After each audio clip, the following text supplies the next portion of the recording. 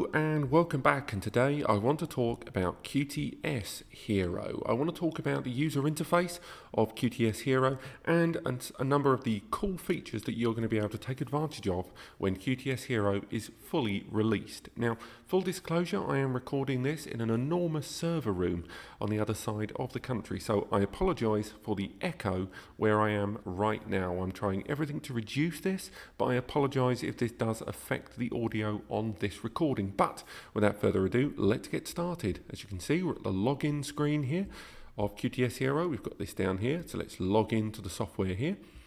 And we're going to see our user interface of QTS Hero. This is installed on a rack mount NAS, and I know you're wondering, what rack mount NAS are we using? Let's have a little look here. And we're going to get the firmware and all the information uploaded on screen. As you can see, this is an 83 series QNAP rack mount NAS. On top of that, we can make our way to the About section and see which version of QTS Hero we're using.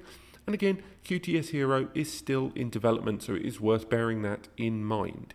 Now, one of the big things about ZFS and QTS Hero that has got everyone's attention is how storage is deployed within QTS Hero and ZFS. If we make our way to the storage manager, and rather than go via here, we can make our way to the storage center here, we can have a look at a number of the cool and unique features available to you via this system. Now, this device has been populated with a series of SSDs, just because we've created a bunch of ISO environments that we want to bench test some stuff in the background.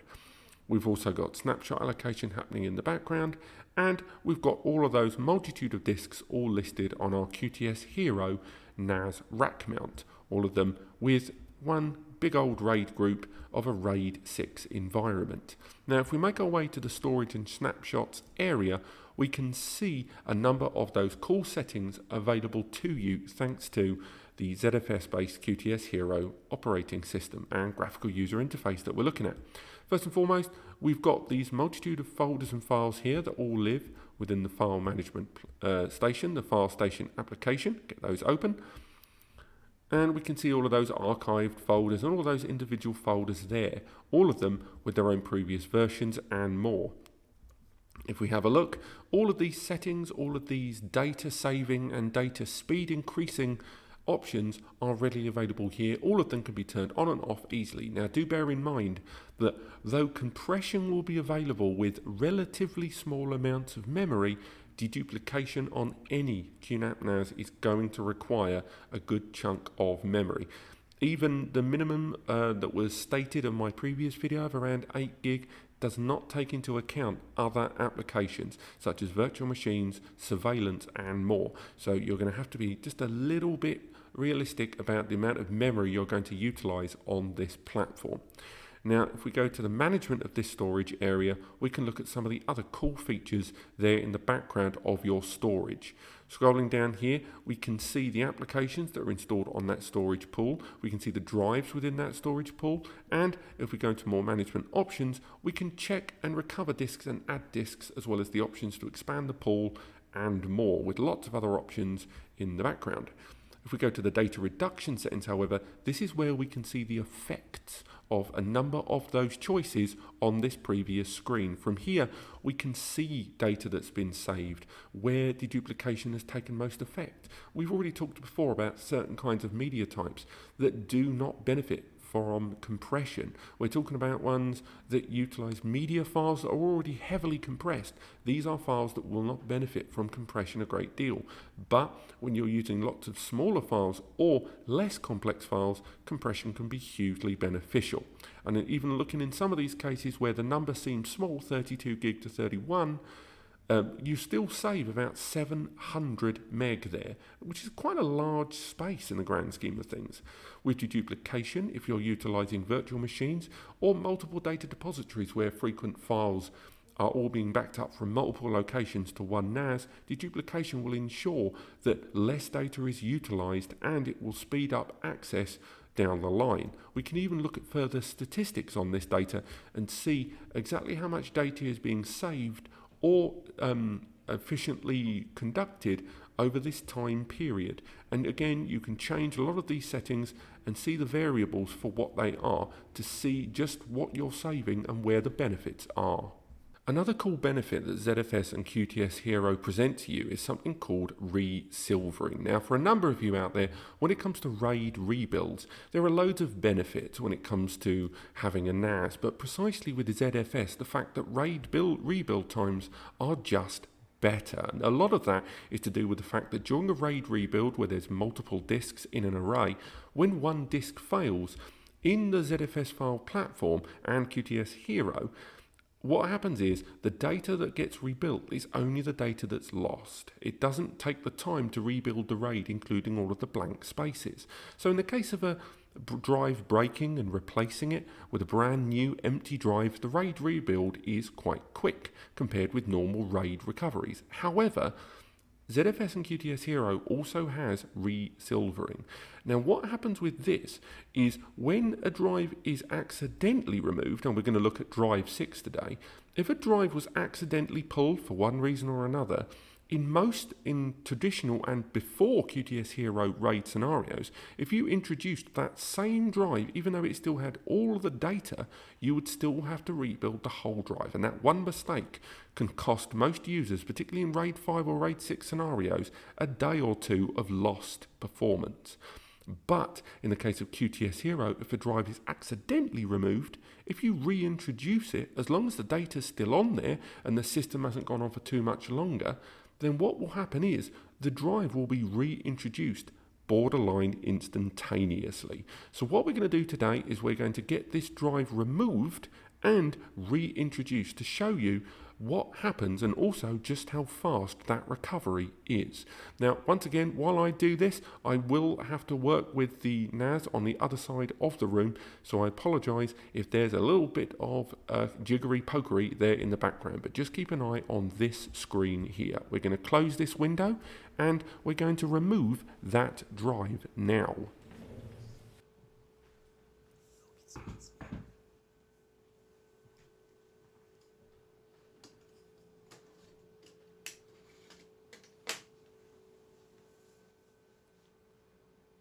As we look at the screen, I've just made my way back to the desk here. We're just still looking at QTS Hero. Now I should have had a camera set up there in the corner recording it, so you should have seen the drive already pulled somewhere on this screen right now.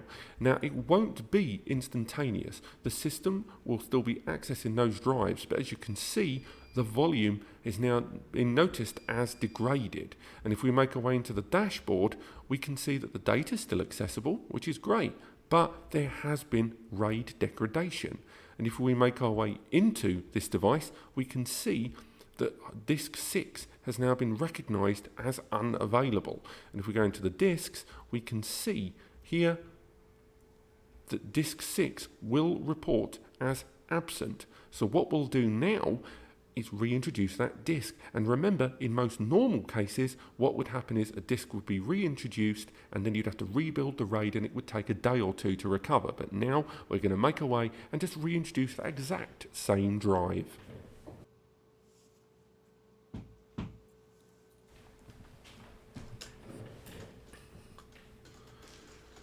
So the drive is being put back into the system, hopefully on screen. You can see that there of the drive being introduced, and straight away the drive has been detected once again. It's popping up there.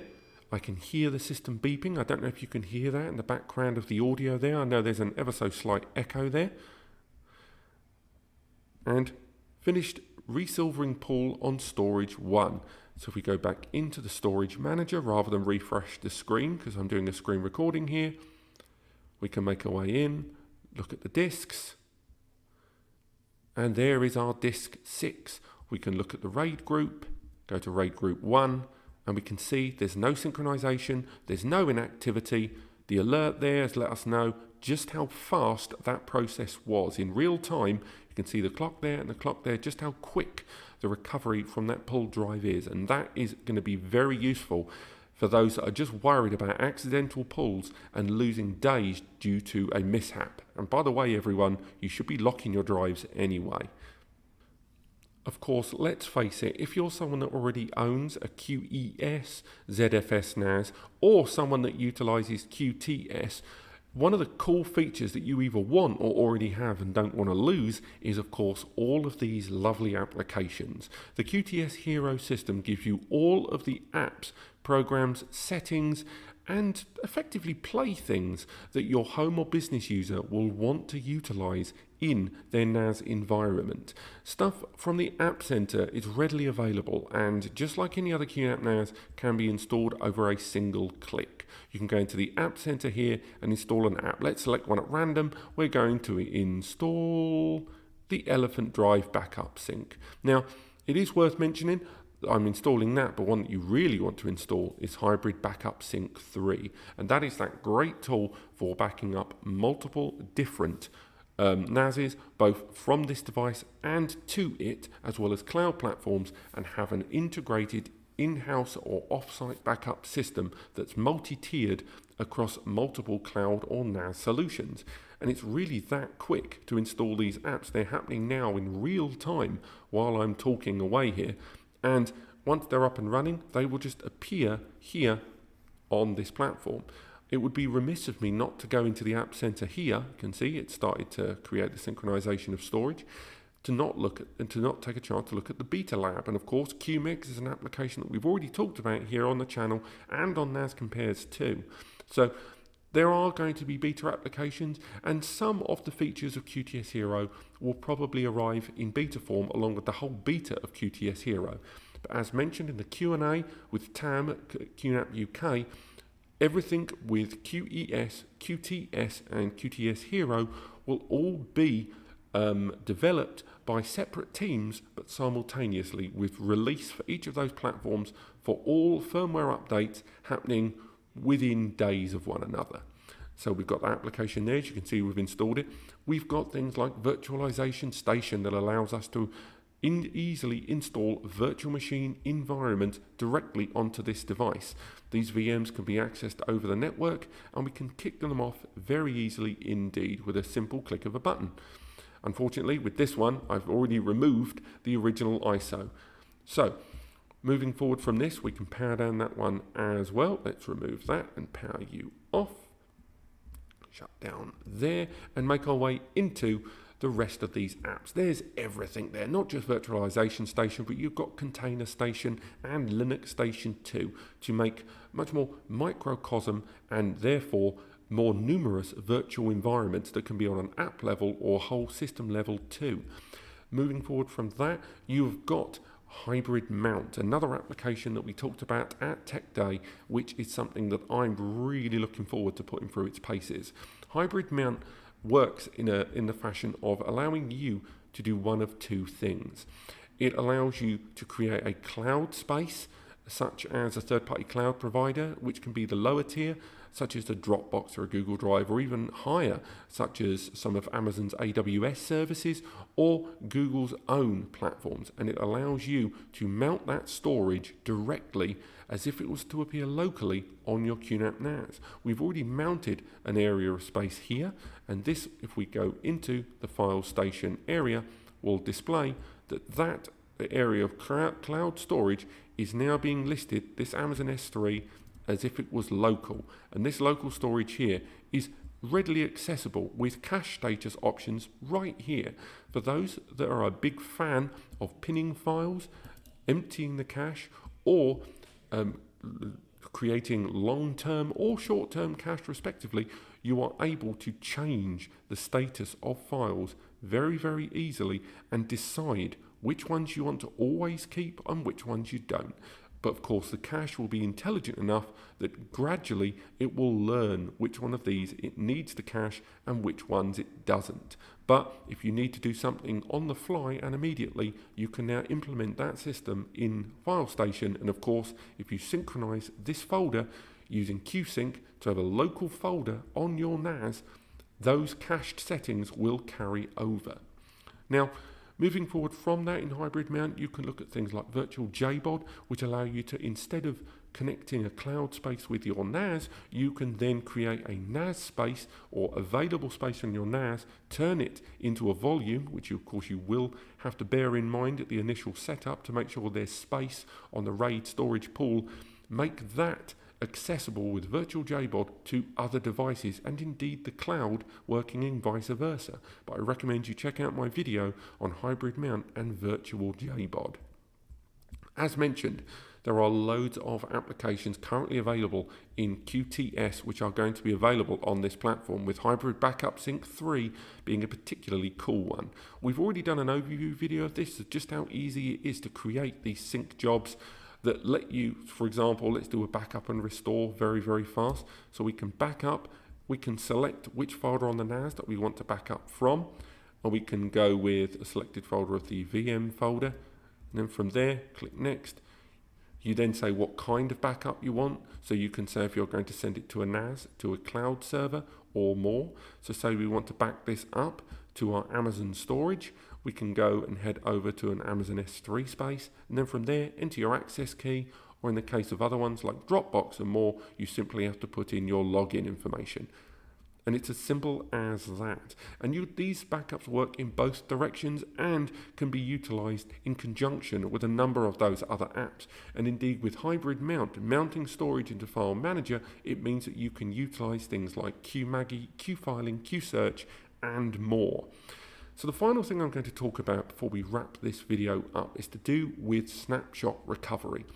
Because of the caching system of QTS Hero and the storage management and the way data is laid, and compression and deduplication support happening in the background, file recovery is actually surprisingly easy. We can look at a number of these snapshots and see just how easy it is to revert to an old version.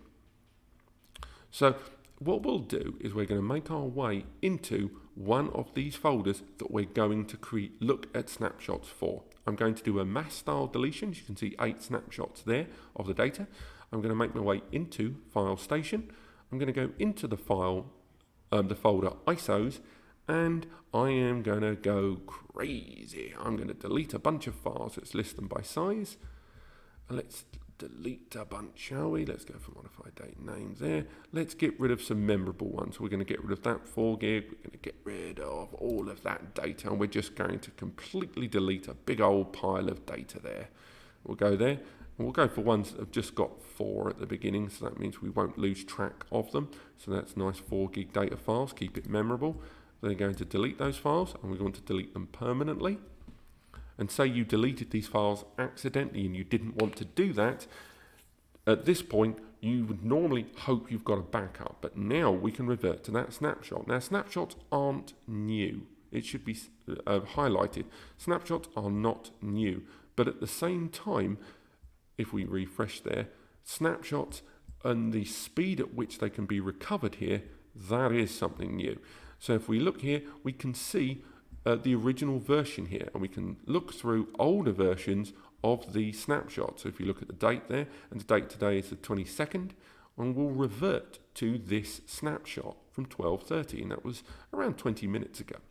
So let's revert and revert to the snapshot folder, and we'll local revert, and this will revert that file. And you can see reverting, it's happening there in the background, and it's reverted to the snapshot. We go back, we'll go back, we go into File Station, we go into ISO, and boom, there is all of our 4 gig files from earlier. It's as straightforward as that. There was no delay, and that was quite a substantial amount of data to be recovered that fast. And that's what I'm going to end on today. Again, QTS Hero is still not fully available, and they are working out the tweaks, and they are taking your recommendations and your feedback. So I do recommend you contact them. I've already submitted a few things from the previous video. But do let me know if there's anything you want to know about QTS Hero. We've already done our first Q&A on QTS Hero with the guys at QNAP UK, and we're hoping to do another one when the beta and full release is made available. But otherwise, if you've enjoyed this video, click like. If you want to learn more, click subscribe, and I'll see you next time.